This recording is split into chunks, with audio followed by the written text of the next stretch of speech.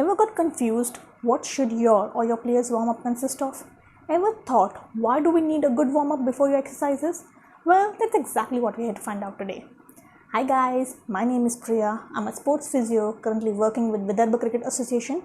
I've been working in the field of cricket since last 3 years. I've been working in the field of sports since last 5 years. Back on Feet is a small venture of mine in regards to give back to the society what I've gained from it. So if you're new to this channel, do not forget to subscribe and like this video so to keep updated. Alright, now without further ado, let's get into this video. Now this video is going to be from my perspective, or how I divide the warm-up into. I divide the warm-up into 3 main categories. One is your mobility, that is your joint mobility. Second is your dynamic stretches of the muscles that are going to be involved in the exercises or in the games that you're going to play. And third is your cardio.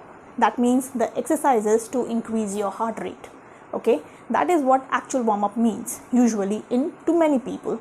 They think that just getting your heart rate up is what is required, but no, you need to do the other 2 activities as well to avoid your injuries. Okay, so the 3 parts of warm-up consists of mobility of joints, dynamic stretches of the muscles which are going to be involved in the exercises or in the games, and your cardio exercises, that is exercises to increase your heart rate. Alright. Now, the first activity that we are going to discuss in the warm-up is joint mobility. What does it mean? It means moving your joints in its entire range. Okay, moving your joints in the entire range available, which is going to happen in your sports or in your activities. Alright, suppose if you are going to play any running sports, you need to open up all your joints in the lower limb as well as your upper limb. You need to have all the joints mobilized. So what does it mean? It means you're going to move the joints at a very low intensity.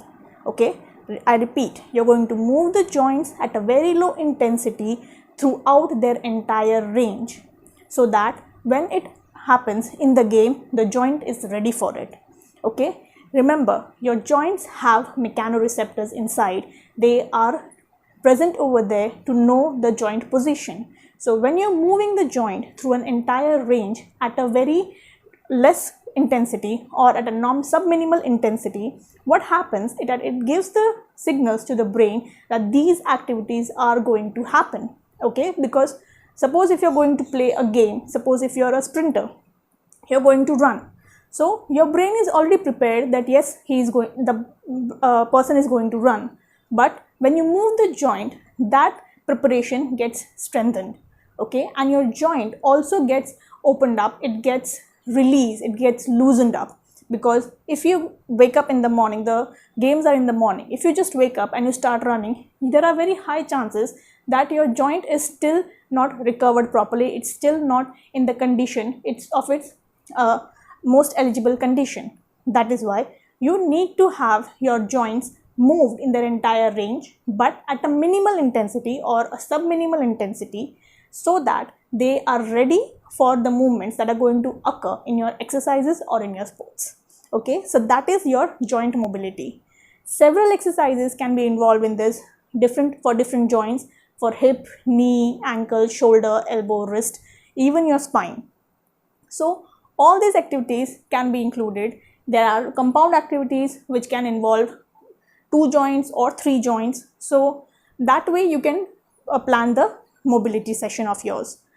Every session, I would suggest, if you are a sports physiotherapist or a sports trainer or a sports person yourself or a gym enthusiast, do not forget to mobilize your joints, because that will give you the best results possible in your training or in your game. Okay, exercises or good warm-up, good mobility is not just necessary for to prevent injuries, but it is also very much necessary to get the best result possible in your training or in your games. Okay, so that is first for you, that is mobility of joints. Alright, now the second activity of your warm-up is dynamic stretches of the muscles that are going to be involved in your activity or in your sports. Now, whenever you wake up, what happens is there is some kind of stiffness present in a few muscles of your body. whenever you're going to play for a game, there are chances that you are tensed up and some muscles of yours are bunched up. So what happens is doing a good dynamic stretching will loosen up those muscles, will release the tension from your body. Okay, now whenever the reason of saying dynamic stretches or active stretches is, yes, whenever you're stretching, a static stretch will give you a more range, but when you're playing a sport or when you're doing any activity, there are very higher chances that you're going to move the muscle to and fro again and again. You're going to contract and relax, contract and relax. Okay, you're not going to maintain it in a position. There are very less chances where you're maintaining a position in which the muscles have to remain in a certain position. So that is why when you're going to do an activity in which contract relaxation is going to happen, it is better to imitate that same thing in your warm-up and contract relax your muscles, including giving it some stretch so that they are more pliable, they are more loosened up.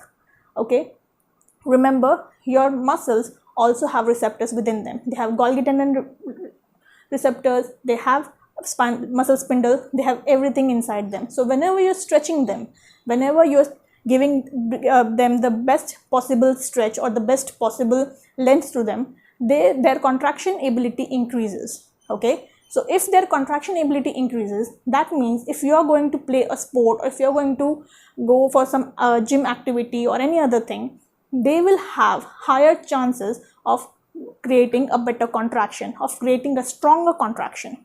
So that will also help you in improving your performance. That is why you need to actively lengthen your muscles before you go into any sports. Okay, that is why active stretching of the muscles should be involved in your warm-up. Now, dynamic stretching and your mobility of joints, they go hand in hand. Whenever you're doing some form of dynamic stretching, there are usually chances that the mobility is happening. And whenever you're doing some form of mobility, there are chances that the dynamic stretching is happening. That's why whenever you form a warm-up, make sure you're not overdoing it. Okay, so make sure that your dynamic stretching and your mobility are going hand in hand together and you are going through one joint or one muscle only once or twice. Okay, don't go through the same activities again and again because that will also cause fatigue. So you have to remember not to overdo it, but also remember that you have to do it. Okay, now so that is the second part of the warm-up for you, that is dynamic stretching. Now for the third part of your warm-up, that is cardio, what you're going to do is you're going to do the activities which is going to increase your heart rate. The reason behind doing this is very simple. Whenever you're doing any activity, whenever you're in a gym, or you're in a sports or you're dancing, what happens is your cardiac output increases, your heart rate increases. So instead of doing that immediately during a sport or activity, it's better to warm it up or give your body a trial that this is going to happen. Okay, so whenever you're doing any cardio activities, your heart rate will increase, your cardiac output will increase, your breathing rate will increase. And that is required because that is going to happen at a much higher intensity when you're playing a sport or when you're dancing or even when you're in a gym. Okay, your heart rate is going to go up. So rather than having a sudden increase in the heart rate which will happen as soon as you enter a sport, it's much better to do it in a gradual manner when in your warm-up. Now, what activities can be included in your cardio? Anything can be included which increases your heart rate. That is, it may be jogging, running, sprinting, doing some plies, or doing if you're going in a gym, doing some body weight squats. If you're going to do weighted squats, you can do body weight squats. You can do deadlifts. Several activities can be included to increase your heart rate. But my preference or preference of most of the therapists and the trainers out there is that you do the activities which are going to mimic the activities you're going to do in your game or in your gym or in your dance. Okay, suppose if you're a cricketer, you're going to run, you can do some running activities, you can do some catching activities, you can do some agility drills. If you're a sprinter, I would prefer you do some jogging, then striding, then sprinting, because that is required. You don't use full 100% sprint, or you don't do it at maximum so that you fatigue yourself, but yes, you do it a little so that your body, your heart is ready for it. You don't want a sudden load on your heart. Okay, your heart is going to have enough load because of a tension which is created in the games. Whenever you are in a game situation, there are chances that you have anxiety, there are chances that you are stressed up, and that already causes a systematic loading on your heart.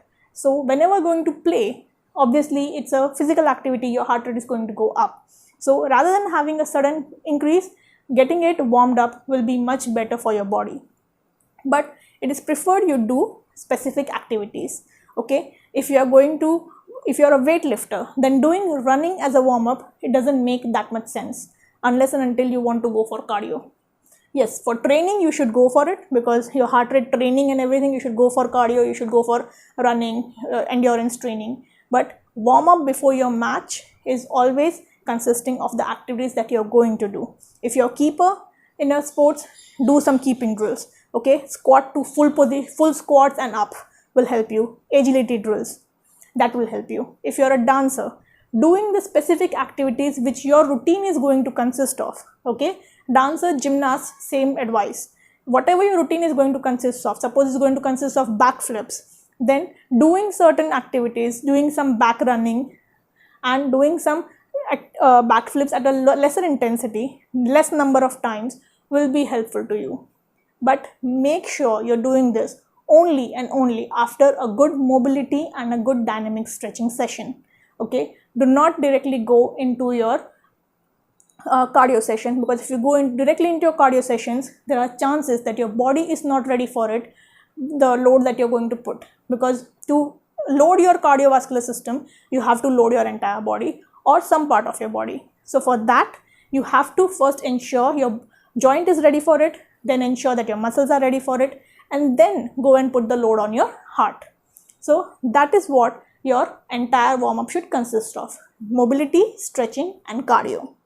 Now, the reason of doing a very good warm-up is, like I said earlier, when your joints are pliable, when they are able to move in a good position, good range, when your muscles are able to contract strongly, and when your body and your brain is ready for the activities that are going to do through the cardio activities, because your heart is ready, your brain has got the signals that these activities are going to happen, what happens is that it will increase or improve your performance, or you will get better benefits of the training that you're doing. Okay, because if you do not do a warm-up and you enter your activity without it, the first few minutes of the game or your session are going to be involved what your body needs as a warm-up. Okay, even if you don't do it, your body will not suddenly start giving you the 100% benefit.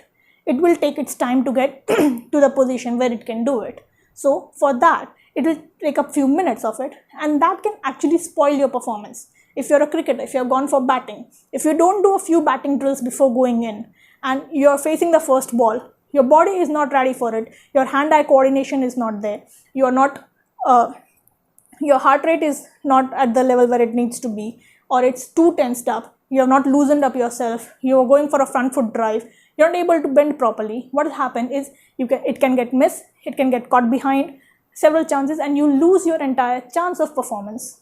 Or if suppose you're a gymnast, you get limited amount of time in which you have to perform. So if you spoil the first even few seconds of your performance, your scoring gets lessened up, and if your scoring is out, you are out of the game. So it is very much necessary to do a good warm-up consisting of all three activities before you enter the game to get maximum performance possible from your game.